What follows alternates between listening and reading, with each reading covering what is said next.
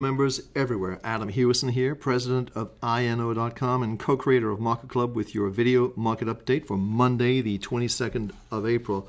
Well, the market bounced back briefly, but concerns still persist over global growth. Caterpillar had disappointing earnings this morning, and fully 60% of all the earnings that have come in so far have been disappointing, so that's really not a good sign. Also, the Dow is the only indices that's clinging to life here. Also, is this a dead cat bouncing gold? Is crude oil also in trouble? And Japan, the gift that keeps on giving. So let's go right to the markets and to our portfolio. And we simply go to our portfolio manager, and here it is. And I'll close this up. And you can see gold. We'll start with gold. Gold is up today on the intraday, and we'll just take a look at that, and we can see that just a little bit of a bounce. This is a weekly chart, so you can see the enormous 4 weeks that we had down, so it's not unusual to see sort of a pop. And let's go to the dailies. As you can see, we have 1 minute all to quarterly charts on gold. Very, very powerful. So this is a daily chart on gold, and let's just go the last 6 months. And this picture it's forming, this sort of sharp upward angle, is not a positive picture in my opinion. This tends to be more of a indicator of a flag formation. A flag formation goes something like this. You have a sharp down move like this, and then you have this sort of formation. And it usually is a continuation pattern to the downside. So we'll see how that plays out. But generally speaking, the trend in gold, both the weekly and the monthly, right here, are both negative. Only the daily short term. If you're a short-term trader, you should be out of this market. You should have been out of this market a few days ago.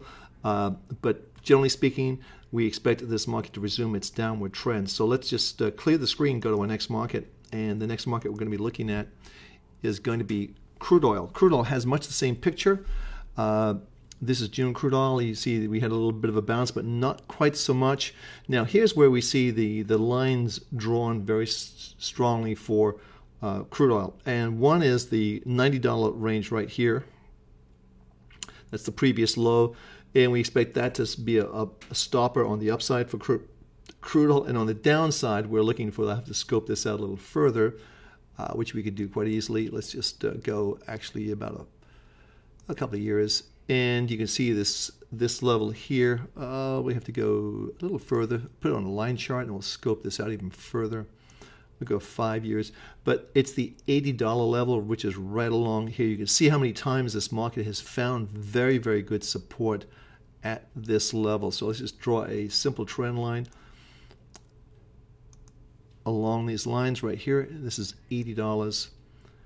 And you can see we've hit it several times. It's always bounced from this area, so that's going to be a natural place for this market to go to. And so we think the market is negative. You see it's a minus 85. Very short-term traders should be out of this market, looking for a place to get back into the market on the downside. So let's see how that plays out. Next market we're looking at is the euro dollar against the dollar. And this is sort of, let's scope this in further, and this is sort of beginning to wane in favor of the US dollar. You see it's rolling over. It's a mixed bag. You should be out of this market if you're an intermediate term trader, because the weekly is mixed and the daily is mixed, and also the longer term still negative for the US dollar. But let's see how this plays out, and we will trade this market accordingly, and let's just see how things play out. But we're beginning to get a little bit oversold, excuse me, a little turnaround in the MACD. So let's just take this. In fact, let's just do something really quickly on this market. Let's just take away this no data. This is the there's no data for Forex because it's traded in the interbank market, but we don't need to have that on our chart right there. So boom, take it away, and it just makes it look very clean, simple, and easy to use. That's what MarketClub is all about. So let's go to our next market. And that's going to be the Dow. You can see the Dow here is just beginning to get a little bit weaker. Certainly the number we're looking at there is 14,434. If it goes below there, we will be exiting our position, our weekly position. And you can see the MACD's still negative below the line. Does not look good. All the earnings that are coming in, 60% of them being very disappointing. Caterpillar came out today, very disappointing. We have Netflix this afternoon. And then we have Apple, which will be a big one tomorrow. So let's see how that plays out. But generally speaking, the equity markets look somewhat soft, and there's a lot of concerns about growth in China and also here in the U.S. once again. So let's go to our next market. This is the S&P 500. And the S&P 500 already has given us a weekly trade triangle. You can see that negative. So there's a conflict there between the longer-term trend, which we like to see on the monthlies, and the weeklies are conflicting that. So you want to be on the sidelines with this market. You can see it's had a little pop, but it's coming back down.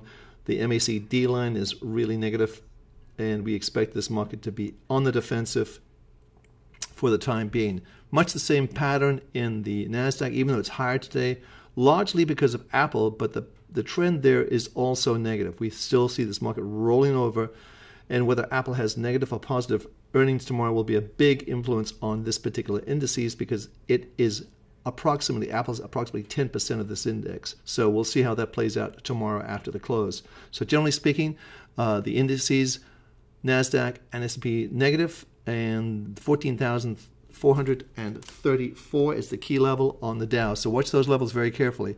Here's Caterpillar. Now, Caterpillar came out with disappointing earnings, but look at what happened. If you look at this, we've been negative on this stock since this date. And you can see right here from the 1st of April. So that's 21 days ago. We started getting negative on this at 85.80. It's currently trading at 80. And we see this market going lower. This heavy equipment manufacturing. Not to say it can't turn around, but the trend is your friend, and we've had some good success in this market. So let's just see how things play out. But generally speaking, we want to be short this Caterpillar stock. You can see we got out right here, pretty close to the highs. Remember, we use the monthly to get in, 91.83.